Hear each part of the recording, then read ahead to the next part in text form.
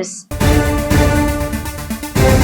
పేదల ఇళ్లను కూల్చి మూసి సుందరీకరణ చేయాలనుకుంటున్న కాంగ్రెస్ ను ప్రతిక్షణం ప్రశ్నిస్తున్న కేటీఆర్ మరోసారి తన నిరసన గళం వినిపించారు. 1,50,000 కోట్ల విలువైన ఆస్తిని జీరో వాల్యూ చేసే అధికారం సీఎం రేవంత్ రెడ్డికి ఎవరు ఇచ్చారు అని బీఆర్ఎస్ వర్కింగ్ ప్రెసిడెంట్ కేటీఆర్ సూటిగా ప్రశ్నించారు. శనివారం హిమాయత్ సాగర్ బస్తీ ప్రజల గోడును విన్న ఆయన తన హయాంలో జరిగిన మూసీ సుందరీకరణ ఫోటోలను వెబ్సైట్ లో పెట్టారని తెలిపారు. మూసీ సుందరీకరణతో వీధిన పడనున్న కుటుంబాల బాధను విన్న కేటీఆర్ శనివారం హిమాయత్ సాగర్ లో ప్రెజెంటేషన్ ఇచ్చారు. బీఆర్ఎస్ హయాంలోనూ మూసీ సుందరీకరణ చేపట్టామని, కానీ తాము రేవంత్ రెడ్డిలా డబ్బాలు కొట్టలేదని కేటీఆర్ విమర్శించారు. శుక్రవారం అధికారులు మూసీ సుందరీకరణ వెబ్సైట్ లో కొన్ని ఫోటోలు పెట్టారని, అవి తమ ప్రభుత్వం నాటి మూసీ సుందరీకరణ ఫోటోలేనని ఆయన పేర్కొన్నారు. ఈ సందర్భంగా తొలి దశ కోసం 3,279 ఎకరాలు 10,000 నిర్మాణాలు తీసుకుంటామని ప్రభుత్వం గెజిట్ ఇచ్చిందనే విషయాన్ని ప్రస్తావించిన కేటీఆర్ పక్కనే కోకాపేటలో ఎకరం 100 కోట్లు ఉన్నప్పుడు ఇక్కడ కనీసం 50 కోట్లు ఉండదా అని ప్రశ్నించారు.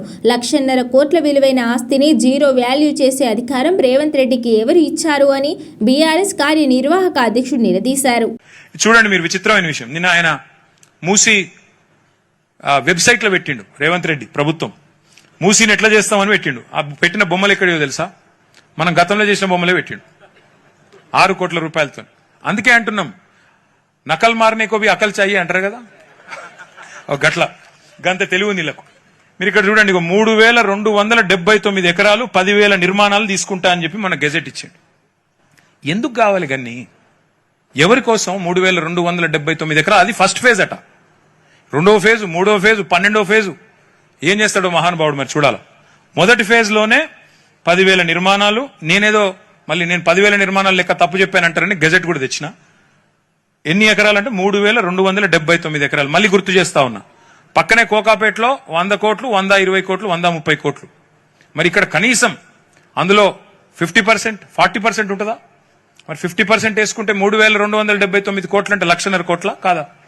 మరి ఇంత విలువైన ఆస్తిని ఇలా జీరో వాల్యూ చేసే అధికారం రేవంత్ రెడ్డికి ఎవడిచ్చాడు? అందుకే ఇవాళ మేము దీన్ని వ్యతిరేకిస్తున్నాం తప్ప మాకేమి ఆయన మీద కోపం, ఇంకోని మీద కోపం. మూసీ సుందరీకరణ పేరుతో పేద ప్రజల ఇల్లు కూలగొట్టి భూములు లాక్కోవాలని సీఎం రేవంత్ రెడ్డి చూస్తున్నాడని కేటీఆర్ విమర్శించారు. మేధావులు అడ్డు చెబుతున్నా సరే మొండిగా ముందుకెళ్లాలని భావిస్తున్న రేవంత్ తీరుపై ఆయన బగ్గుమన్నారు. గాంధీ పేరు చెప్పి ఇల్లు కూల్చి ఆయనకు చెడ్డ పేరు తీసుకురావద్దని స్వయంగా గాంధీ మునిమనవడు తుషార్ గాంధీ చెప్పడాన్ని ఆయన గుర్తు చేశారు. గాంధీ సరోవర్ ప్రాజెక్టు తొలి దశ కోసం 3,000 ఎకరాల అవసరమైన కాంగ్రెస్ ప్రభుత్వం శుక్రవారం ప్రెజెంటేషన్ ఇవ్వడంపై కేటీఆర్ ఆగ్రహం వ్యక్తం చేశారు. మూసీ సుందరీకరణతో ఇల్లు కోల్పోనున్న వారితో కలిసి హిమాయత్ సాగర్ లో కేటీఆర్ ప్రెజెంటేషన్ ఇచ్చారు. ఈ సందర్భంగా మేధా పాట్కర్ వంటి మేధావులు కూడా రేవంత్ రెడ్డి చర్యలకు అడ్డు చెబుతున్నారని ఆయన తెలిపారు. పేదల ఇల్లు కూల్చి గాంధీ సరోవర్ ప్రాజెక్టు చేపట్టడం అవసరమా అని విమర్శలు వస్తున్నా నేను రియల్ ఎస్టేట్ గురించి ఆలోచిస్తా, అందులో తప్పేంటి అని రేవంత్ రెడ్డి బహిరంగంగా అంటున్నాడని కేటీఆర్ వెల్లడించారు. మరి ఇదంతా మూసీ ప్రాజెక్టు సుందరీకరణ కోసం చేస్తున్నాడా లేక భూముల కోసం చేస్తున్నాడు అనుకోవాలా అని కేటీఆర్ ధ్వజమెత్తారు. విచిత్రమైన విషయం, ఆయన అసలు మూసీ కోసం పనిచేస్తుండా లేదా మూసీ పక్కన ఉన్న భూముల మీద కనుబడి ఆపుతున్నాడా మాకైతే అర్థం కావట్లేదు. నేను ముఖ్యమంత్రి గారు ఓపెన్ గా అంటున్నాడు, నేను రియల్ ఎస్టేట్ వ్యాపారం చేస్తే తప్పేంటి, ప్రభుత్వం రియల్ ఎస్టేట్ వ్యాపారం చేస్తే తప్పేంది, ఉల్టా దబాయిస్తా ఉన్నాడు. దేశవ్యాప్తంగా మేధావులు ఇవాళ అనుమానాలు వ్యక్తం చేస్తున్నారు. మేధా పాట్కర్ గారు ఆఖరికి విచిత్రమైన విషయం, ఏ గాంధీ గారి బొమ్మ పెడతానని ముఖ్యమంత్రి గారు అంటున్నారో ఆ గాంధీ గారి మునిమన్మడు తుషార్ గాంధీ చెప్తున్నాడు, అయ్యా మా తాతగారి పేరు, మా ముత్తాత గారి పేరు నాశనం చేయకు నువ్వు, ఆయన పేరు మాట్లాడకు నువ్వు, దయచేసి ఆయన పేరు చెప్పి నువ్వు కొంపలు కొల్లేరు చేయకు, అనవసరంగా ఆయనకి చెడ్డ పేరు తెక్కు అని గాంధీ గారి మునిమన్మడు కూడా మొత్తుకుంటున్నాడు. అయినా రేవంత్ రెడ్డి ఇంటలేడు.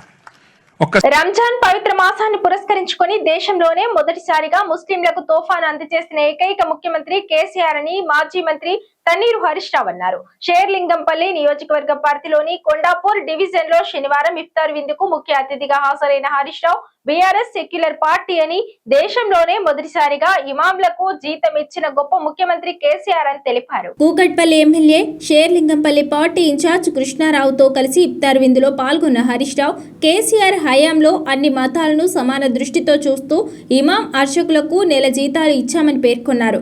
రంజాన్ మాసంలో కేసీఆర్ దేశంలోని దేశంలోనే మొదటిసారిగా తోఫాలను అందించారని, హిందూ ముస్లింలను కేసీఆర్ 2 కన్నులుగా చూశారని గుర్తు చేశారు.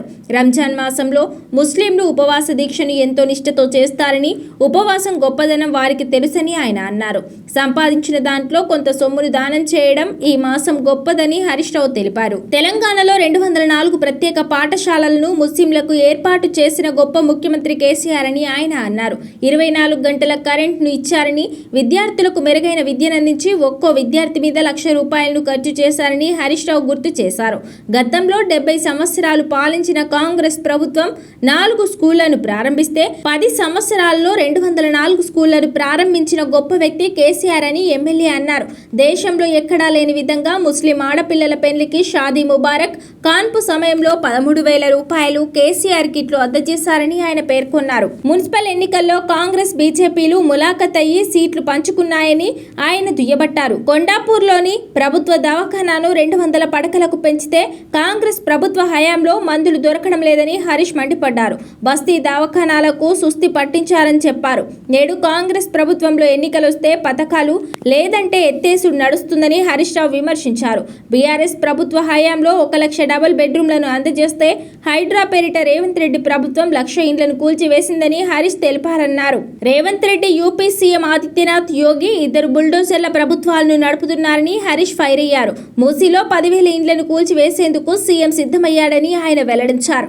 నగరంలో ఎన్నో ఫ్లైఓవర్లు, రోడ్లను అభివృద్ధి చేశామని, కొండాపూర్లో కరోనా సమయంలో ఫ్లైఓవర్లను అభివృద్ధి చేశామని హరీష్ తెలిపారు. గొప్ప పనులను చేసిన కేసీఆర్ను రంజాన్ మాసంలో ఆశీర్వదించాలని, పవిత్ర మాసంలో ఇచ్చే ఆశీర్వాదం ఎంతో గొప్పదని ఆయన పేర్కొన్నారు.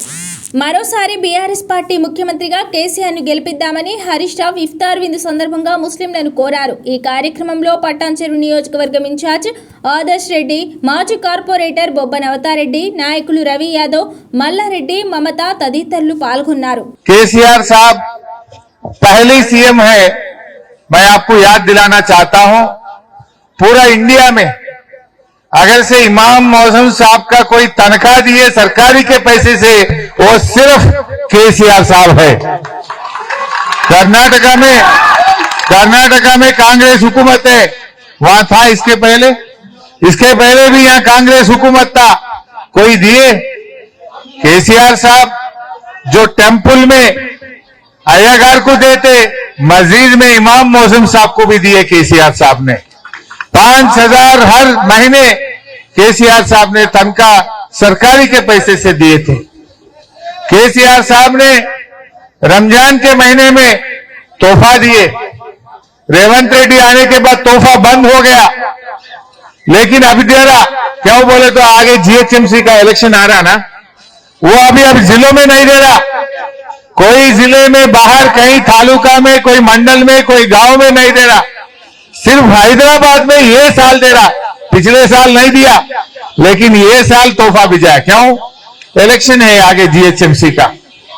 रेवंत रेड्डी का स्टाइल क्या है बोले तो, इलेक्शन है तो गांव में रैतु बंधु गिरता, इलेक्शन हो गए तो रैतु बंधु खत्म। अब इलेक्शन है, तोहफा आया, इलेक्शन हो गए तो तोहफा बंद होता। ऐसी हाल चल रहा।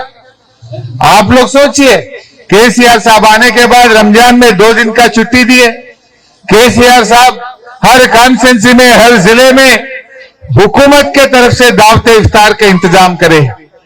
मिनिस्टर साहब जाना, कलेक्टर साहब जाना, पुलिस कमिश्नर जाना, हर जिले में एसपी साहब जाना बोल के हुकूमत के तरफ से दावते इफ्तार का इंतजाम केसीआर साहब ने करे। बात इफ्तार की नहीं है, बात अपनी इज्जत की है, बात अपनी जो फकर की होती है। केसीआर साहब, ये हुकूमत ने हिंदू मुसलमानों को 2 आंख समझ के केसीआर साहब ने सरकार चलाए थे। हैदराबाद जबकि कांग्रेस हुकूमत में पानी के लिए परेशानी, बिजली का परेशानी, आप लोगों को याद होगा रमजान महीने आए तो तभी हम एमएलए थे, हम मीटिंग लगाते थे। अरे भाई तेरा पानी अच्छा दो, सुबह के टाइम में पानी रहना, नमाज के टाइम में बिजली मत निकालो, सुबह बिजली मत निकालो बोल के, जबकि कांग्रेस हुकूमत में हम मीटिंग रख के बोलना पड़ता था। केसीआर साहब आने के बाद बिजली जा रहा, केसीआर साहब आने के बाद पानी का तकलीफ पूरा हल कर चुके थे। फिर कांग्रेस आया, फिर पानी का तकलीफ, गैस का तकलीफ, बिजली का तकलीफ फिर शुरू हो गया। 10 साल जो केसीआर साहब ने चलाए थे, आज कांग्रेस हुकूमत उसको आगे नहीं लेके जा रहे। आप लोग तो हैदराबाद में बहुत अच्छा बीआरएस का सपोर्ट करे, मदद करे। पूरे के पूरे हैदराबाद में बीआरएस जीता था। హైడ్రా మరో భారీ ఆపరేషన్ నిర్వహించి అత్తాపూర్లోని రాంబాగ్ పరిధిలో 500 కోట్ల రూపాయల విలువైన 6,427 గజాల ప్రభుత్వ భూమిని స్వాధీనం చేసుకుంది. అక్రమంగా నిర్మించిన షెడ్లను తొలగించి ఫెన్సింగ్ ఏర్పాటు చేసింది.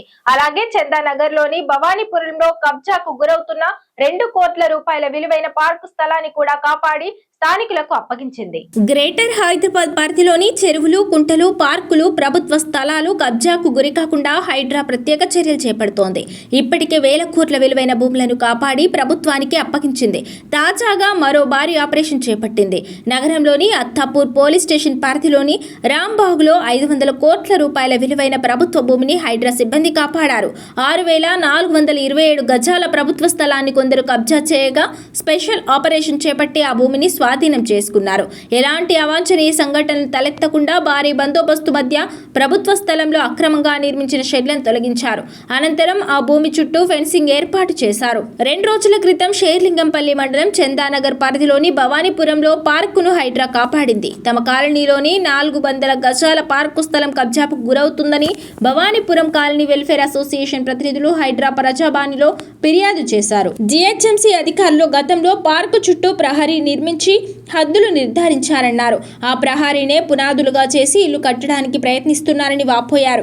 జీహెచ్ఎంసీ అధికారులతో హైడ్రా క్షేత్రస్థాయిలో పరిశీలించింది. లేఅవుట్ ప్రకారం పార్కు స్థలంగా నిర్ధారించుకుంది. మంగళవారం ఈ మేరకు ఆక్రమణలు తొలగించి 400 గజాల స్థలం చుట్టూ హైడ్రా ఫెన్సింగ్ చేసింది. పార్కు స్థలంగా పేర్కొంటూ హైడ్రా బోర్డులు ఏర్పాటు చేసింది. దీని విలువ 2 కోట్ల వరకు ఉంటుందని స్థానికులు అంచనా వేస్తున్నారు.